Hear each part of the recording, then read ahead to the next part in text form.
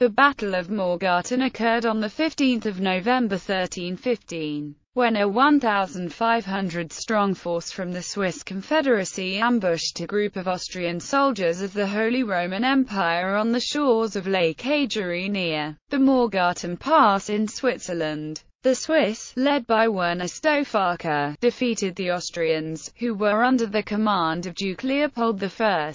The Swiss victory consolidated the everlasting League of the Three Forest Cantons, which formed the core of modern Switzerland. Background. Toward the end of the 13th century, the House of Habsburg coveted the area around the Gotthard Pass as it offered the shortest passage to Italy. But the Confederates of Uri, Schwyz and Unterwalden, who had formalized the Swiss Confederacy in 1291, held imperial freedom letters from former Habsburg emperors granting them local autonomy within the empire. In 1314, tensions between the Habsburgs and Confederates heightened when Duke Louis IV of Bavaria and Frederick the Handsome, a Habsburg prince, each claimed the crown of the Holy Roman Emperor. The Confederates supported Louis IV because they feared the Habsburgs would annex their lands, which they had tried to do in the late 13th century. War eventually broke out after the Confederates of Schwyz raided the Habsburg-protected Einsiedeln Abbey,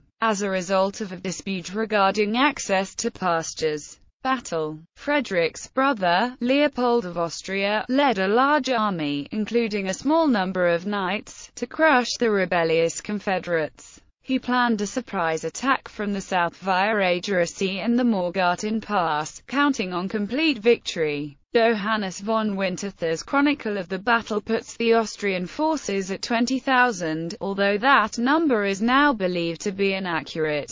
Another account, by Rudolf Hanhardt, states that there were 9,000 men in the Austrian army, while historian Hans Delbruck states that the Austrian army consisted of only 2,000 to 3,000 men, but that these were mainly well-trained and equipped knights. The Confederates of Schwyz, supported by the Confederates of Uri, feared for their autonomy, but were not supported by the Confederates of Unterwalden, who expected the army to approach from the west near the village of Arth, where they had erected fortifications. The size of the Confederate army is also disputed, with estimates ranging from 1,500 to around 3,000 or 4,000. Nevertheless, regardless of their size, the Confederate militia lacked the training of the Habsburg knights, who were also better equipped. According to a legend recounted in Tait's Edinburgh magazine in 1852, one Habsburg knight, Henry Wainenberg, recognizing the superiority of his force and possibly concerned that victory over a rabble would be a disgrace, or in an act of chivalry,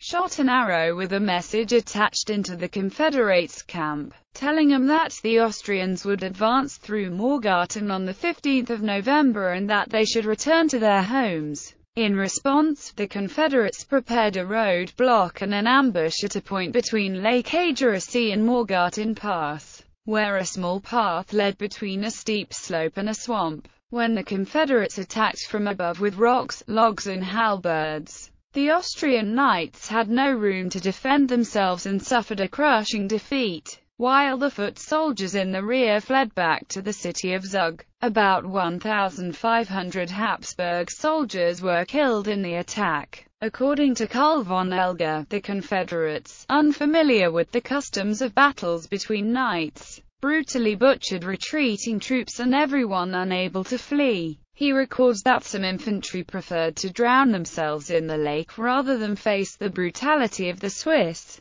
tactical revolution. In an article in the Encyclopaedia Britannica called Military Technology: The Infantry Revolution, 1200 to 1500, John Gilmartin states that an important and enduring discovery was made by the Swiss at this battle. They learned that an unarmored man with a 7-foot halberd could dispatch an armored man at arms. Displaying striking adaptability, they replaced some of their halberds with the pike, an 18-foot spear with a small, piercing head, no longer outreached by the knight's lance, and displaying far greater cohesion than any knightly army. The Swiss soon showed that they could defeat armoured men-at-arms, mounted or dismounted, given anything like even numbers. With the creation of the pike-square tactical formation, the Swiss provided the model for the modern infantry regiment. Aftermath. Within a month of the battle, in December 1315, the Confederates renewed the oath of alliance made in 1291, initiating a period of growth within the Confederacy.